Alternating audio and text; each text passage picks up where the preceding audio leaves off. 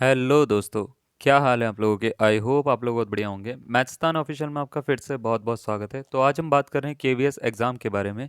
आप सभी को पता होगा कि केवीएस का पेपर जो है वो लीक हो गया है। इसमें काफ़ी लोग पकड़े भी जा चुके हैं और इसके लिए अब जो है न्याय के लिए मैं यही बोलूँगा कि न्याय मांगने के लिए, अपना हक लेने के लिए अभ्यर्थियों ने अब कोई रास्ता नहीं मिल रहा है, क्योंकि केवीएस हेडक्वार्टर में भी वो काफ़ी सारे मेल भी मतलब ट्वीट भी कर चुके हैं, सब कुछ कर चुके हैं, बट उनको नहीं मिल रहा है कोई भी रास्ता।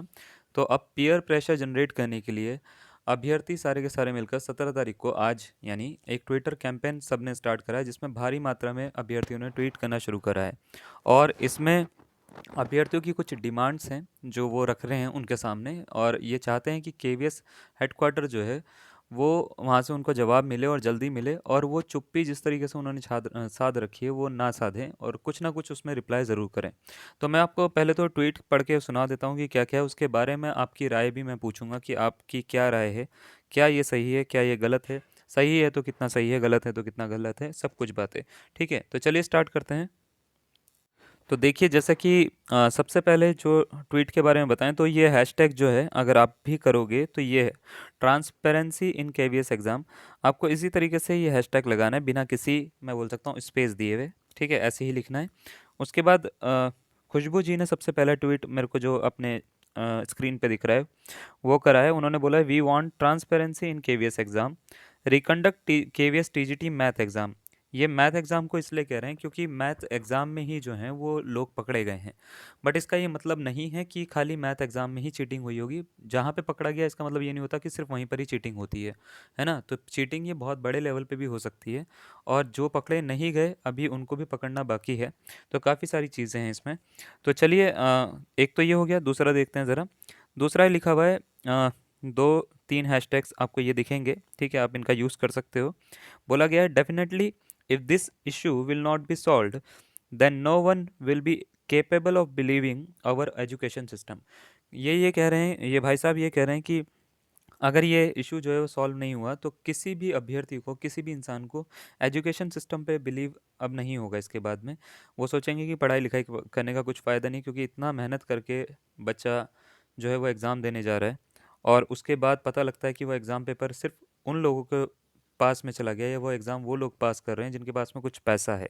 ठीक है, तो अगर पैसे की ही इतनी वैल्यू है तो फिर मेहनत किसी काम की नहीं है। ठीक है, तो सिर्फ ये मनी पॉलिसी होनी चाहिए ना, कि पैसे दो और जॉब लो। और यहाँ पे लिख रखा है, फॉर प्रॉपर ट्रांसपेरेंसी, मतलब सीधा प्रॉपर ट्रांसपेरेंसी के लिए एग्ज़ाम जो है वो रिकंडक्ट होने ज़रूरी हैं, इन्होंने ये बोला है। ठीक है, इसी के साथ एक इशू ये भी था कि काफ़ी सारे, अगर आपको पता होगा, रीट के अभ्यर्थी भी थे एग्ज़ाम देने वाले, जिनकी डेट सेम हो गई है एग्ज़ाम की भी, केवीएस के एग्ज़ाम की क्लैश कर गई है। एनवीएस का इंटरव्यू था, उसकी भी डेट जो है वो क्लैश कर गई। रीट जो है उसकी डेट भी क्लैश कर गई। नेट जो है उसकी भी डेट क्लैश कर गई। हम ये नहीं कह रहे हैं कि बाकी एग्ज़ाम्स के बारे में हम ये नहीं कह रहे हैं कि उनकी डेट क्लैश नहीं करी, लेकिन जो टीचिंग एग्ज़ाम थे, अगर उनकी डेट क्लैश कर रही है तो इनको थोड़ा सा सोचना चाहिए था। इन्होंने एकदम से ही एग्ज़ाम करवाया, ये बोलकर कि हमारे सेंटर्स जो हैं वो अलॉट कर चुके हैं हम, और इस सेंटर्स में अब चेंज नहीं हो सकता। सेंटर अलॉट करने की जिम्मेदारी और बाकी सारी जिम्मेदारी भी अब इन्हीं को लेनी पड़ेगी, है ना? तो इसमें लिखा हुआ है कि जिन लोगों का केवीएस और रीट दोनों एक दिन पढ़ रहा है, वो केवीएस एचक्यू को टैग करें और ज़्यादा से ज़्यादा ट्वीट करें, ताकि हम लोग दोनों एग्ज़ाम दे पाएँ, क्योंकि केवीएस एचक्यू की ये वैकेंसी 3 से 4 साल बाद आई है। इसलिए ट्वीट करो और केवीएस को टैग करो, शिक्षा मंत्री श्री, यहाँ पे इन्होंने लिख रखा है नाम इनका। ठीक है, डीपी डी प्रधान बीजेपी जी को भी करो। ठीक है, इन्होंने ये लिखा है भाई साहब ने। ठीक है, उसके बाद नेक्स्ट लिखा हुआ है, KVS exam is clashing with REET mains exam, please look into this matter. ठीक है, please provide option to change the exam date, understand the importance of the exam please. ठीक है, ये इन्होंने बोला है। इसके बाद हर्ष जी लिखते हैं कि आखिर विद्यार्थियों के भविष्य के साथ खिलवाड़ कब तक? क्या पेपर माफिया इसी तरह से शिक्षा के मंदिर में दलाली करते रहेंगे? सूत्रों से पता चला है कि और केंद्रों पर भी कंप्यूटर ऑन ऑफ की समस्या आई है, मतलब बहुत सारे कंप्यूटर ऑन ऑफ हुए हैं, कर्सर की प्रॉब्लम आई है। और एक मुझे पता है कि एक अभ्यर्थी जो है वो मुझे कमेंट करके कहता है कि सर, हमारे जो है कंप्यूटर सेंटर पे कर्सर की प्रॉब्लम आ रही थी, हमारा जो है बार बार ऑप्शन की प्रॉब्लम आ रही थी, ऑन ऑफ हो रहा था। काफ़ी सारा इन्फॉर्म करने के बाद भी उन्होंने बोला कि भाई एग्ज़ाम तो इसी तरीके से चलेगा, आप एग्ज़ाम दीजिए।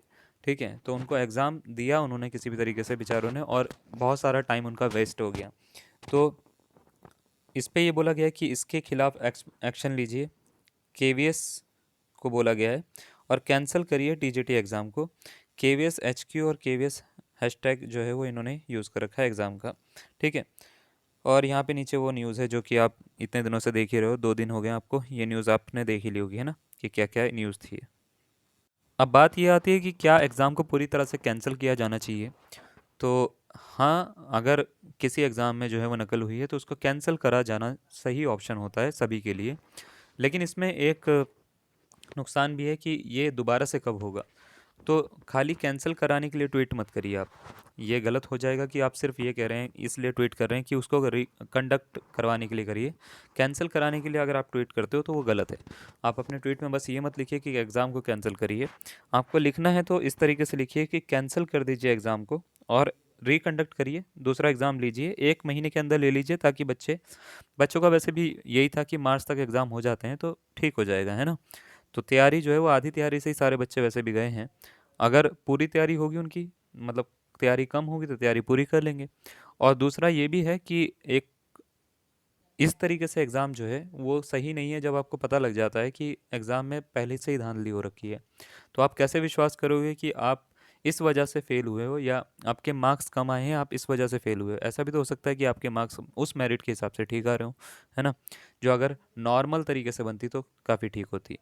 तो चलिए, अब आप अपने जो है वो कमेंट या राय जो है वो कमेंट सेक्शन में लिख सकते हो। ठीक है, इसी तरीके से इसी कैंपेन को आप सपोर्ट करते रहिए। हमारा पूरी तरह से सपोर्ट इस कैंपेन को रहेगा। और मैं आशा करूँगा कि आप भी जो है अपने पॉजिटिव कमेंट हमारे को ज़रूर देंगे। ठीक है, तो आपको क्या लगता है क्या नहीं लगता, आप ज़रूर लिख कर बताइए। धन्यवाद।